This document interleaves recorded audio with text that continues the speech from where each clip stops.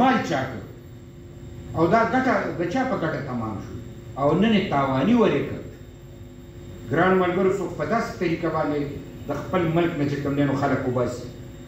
دا طریقه مونږ چې کوم دی دا نه وایو چې هغوی په خپله وایي مونږ مهاجر یو هغوی ځي په سر سترګو، خو ته خو به دا امره سوچ کوې چې یو معاهده به کې یو حکومت سره به کښېنې، انفراسټرکچر به برابرې، هغه له به د موسم مناسبت سره کیمپونه جوړې، هغه له به د اوبو بندوبست کې، هغه له به د خوړلو څښلو بندوبست کې.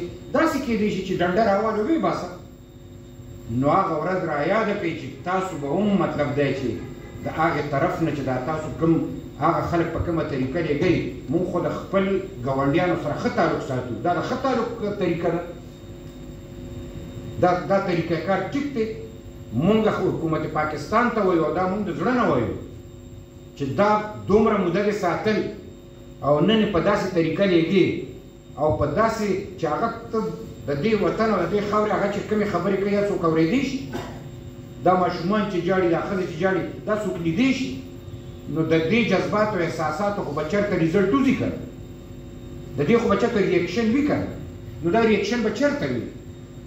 خو که هر ځای نه نزله راځي نو چې د هغه ځای نه ریاکشن وي بیا به هم په پښتانه خبرې چې هغه نو مونږ وایو چې د افغانستان سره پوره من تعلقات ساتل غواړي او ستا د دې وسایلو دا به زموږ هله پکارېږي چې زما لارې خو کولل د افغانستان خپلې لارې څه بندې دي چې زما شته لارې ورسره بندې کړي.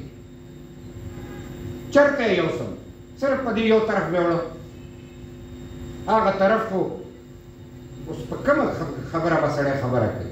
مونږ بالکل د پاکستان دننه په خپلو وسایلو خپل اختیار غواړو، په 18 ترمیم خپل عمل غواړو او مونږ په دې کلک ولاړ یو. د خیبر پښتونخوا نه مونږ چې کوم دی ټول انسانیت مین خلکو ته وایو چې دا یو مقدمه ده، مونږ سره په شریکه وکړئ او مونږ سره په دې کې کومک وکړئ.